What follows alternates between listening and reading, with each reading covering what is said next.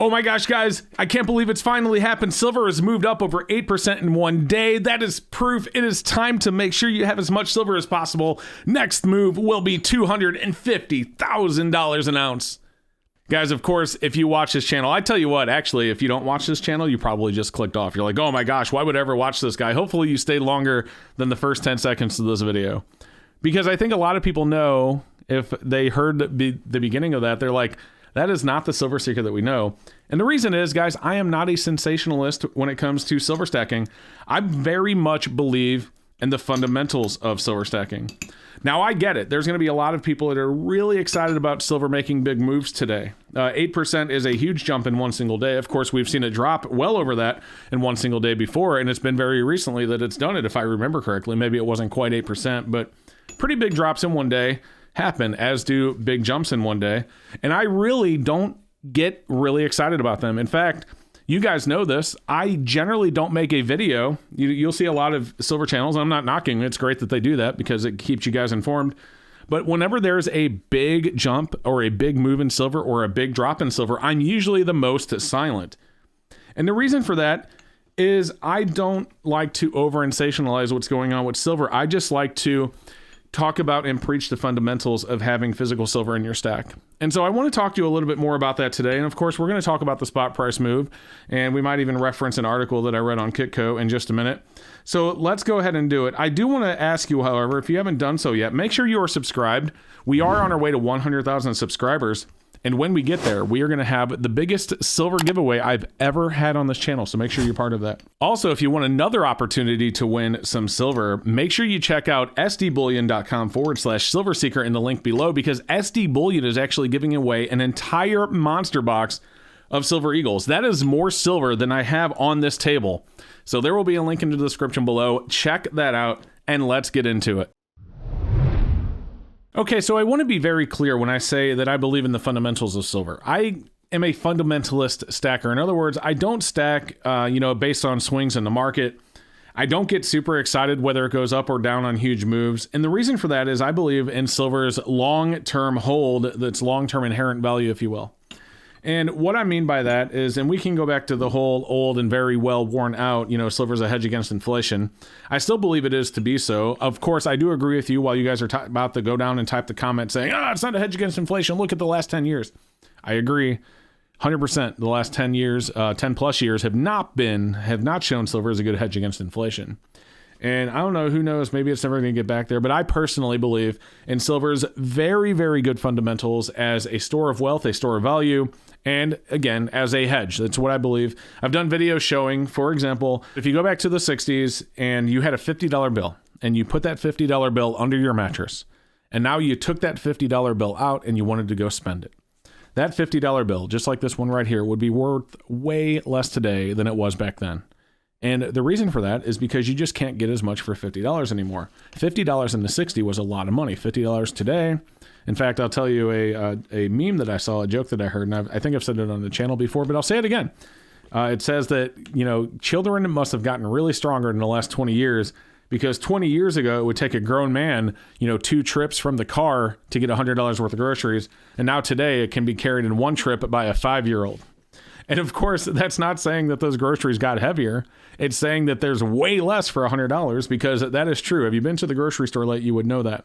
You would know that you get way less groceries for $100 than you did even 5 years ago, to be honest with you. Now, silver in the last 5 years, also, unfortunately, you can say the same thing. It has not been very good. Of course, if you would have bought silver, 5-6 years ago before the pandemic hit and all that, you'd actually be doing okay today, because the premiums back then, silver was $16, $17 an ounce or so. Don't quote me on the exact date, but 4 or 5 years ago. And the premiums were really low. You could get 1 ounce silver rounds for like $1, $1.50. So actually, you were actually doing okay. You've made a little bit of money on silver if you did buy it back then. But if you especially going back to February of 2021, if you bought a bunch of silver since February of 2021, it hasn't looked so good. So I get that people are really excited about it making big moves because they want it to continue to move. This bar right here, for example, just to give you an idea of what I'm looking at, I'm actually underwater on these bars. Even if I sold these bars right now for $4 over spot, I would actually lose just a little bit of money on them. In fact, let's go ahead and take a look at spot and we'll do a refresh. Normally I just throw this up on the screen using a capture, but I just want to show you I'm refreshing. And right now, yes, we have silver at $20.81 ask, $20.70 bid. So I have these bars right now. I'm $25 an ounce in them. So I'm actually quite a bit underwater on them. You can see if I were to sell them today, even at 4 over spot, I would lose about $2 per bar. Not bad, really. But that's if I can get 4 over spot, right? But to be honest with you, that doesn't really concern me very much. I'm actually more interested in continuing to add more silver to my stack. Even though silver went down a little bit since I bought these, same goes for these kilo bars right here, I wasn't upset about it because I want to continue to add to my stack. Because let me ask you a question. If you get really excited about silver going up, and I've actually asked this question to people before. If you get really excited about silver going up, you're like, oh, sweet, look at that silver. It's going to sky. It's going almost to $21 an ounce. Let me ask you this question. Are you done stacking? It's a very important question to ask because if you're not, if your intent is to continue to add silver to your stack, you actually don't want to see big moves like today. You want it to stay lower so you can continue to buy. The only way, in my opinion, that you would want to see silver move is if you are in a position where you're ready to sell. And then of course you want to see it go up if you're ready to sell. But if you're still wanting to buy, if you're still adding to your stack for the future, then big moves like this aren't really very exciting because you're like, great, now I have to spend more to get the same silver I could have got yesterday for less. So that's why I don't necessarily get really excited about silver either way, to be honest with you. If it drops quite a bit, I see it as a buying opportunity, usually, depending on what the premiums are, what's available, etc., for the people that like to correct the way that I say that word. But anyway, I get a little bit more excited about when it drops than when it goes up because I'm trying to add more to my long-term stack, to my permanent stack, if you will. Now, I plan on having this silver probably for the rest of my life. I don't actually intend to ever sell my permanent stack. There is silver that, of course, I do buy and sell. That silver is not my permanent stack. My permanent stack silver, which is some of the stuff you're seeing here, I have no interest in selling. And if, 40, 50 years down the road, I pass away and this goes to my kids and then they can decide what they want to do with it. And to be honest with you, even though I probably won't have any emotion then, maybe I will. I am a believer, so maybe I'm right and I will be able to see what's going on. But I would love, either way, I would love for my kids to be able to have this and they can decide what to do with it. They can keep it for their kids. They can sell it if they need it for a down payment on a house. They can use it for whatever they want to use it for. Now, one other thing I want to add is saying that I'm a fundamentalist stacker doesn't make me better than anyone else. It doesn't make me any better than any other stacker who's very sensational about his silver. The people that believe that silver should be worth $500 an ounce, that doesn't mean that I'm any better or any worse or I'm any more correct or I'm any more wrong. We all have our differences of opinion. We all stack for a different, whatever reason it may be. But for me personally, I want to continue to add silver to my permanent stack. And if I ever need it on a rainy day, it will be there. Now, one other thing I want to cover about the whole rainy day scenario that I just brought up. I actually hope that rainy day never comes where I need to keep or sell my silver in an emergency. And we just talked about why. This silver right here, I would actually lose money on it if I had to sell it in an emergency. So one thing I want to tell you, and this is not financial advice by any means, nor are any of my videos, but one thing I want to tell you is that before you buy silver, do yourself a couple of favors. First, don't be in any sort of serious high interest debt. If you have a home loan, that's fine, whatever. Car loans are fine if they're good, if you have a good interest rate. But credit card debt is insane. And if you can get out of credit card debt instead of buying silver, I highly recommend that you do so. And I know I just said it's not financial advice, but you get my point. I'm just saying that this is not professional financial advice. Don't hold me accountable if I'm wrong and silver goes to $500 an ounce tomorrow and you're like, oh, I wish I wouldn't have paid off that credit card. I wish I would have just bought more silver. I blame Silver Seeker. My point is you can't take what I'm saying as professional advice, but I personally, we'll just say it like this. I personally would not have any credit card debt before I bought silver.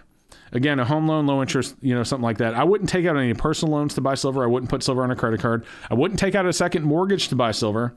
And I would make sure that I have a savings set aside for emergencies so that I'm not forced to sell it. So let's say I have some sort of medical emergency, or let's say that, I lose my income and I need to have something to sustain me for a while, whatever it may be. There's some sort of financial emergency. Maybe my car breaks down or my car's in an accident and the insurance company doesn't want to replace the entire thing, whatever it may be. Make sure that you have savings set aside so that you have cash available and ready to go, so that you are not forced into a situation where you need to sell your silver when you don't want to, or when it's not a good time to do so. That is the only real, again, advice, quote unquote advice, not professional, that I could give you. But anyway, that is why I don't get really excited, and you won't see a whole lot of videos from me on days where silver makes a huge move or it drops a lot.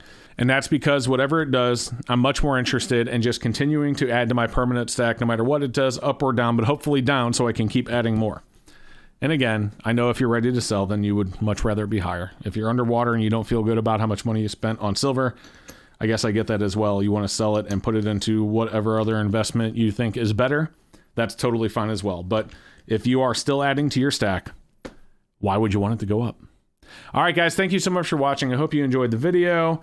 And like I said earlier, don't forget to like and subscribe, and we will see you next time.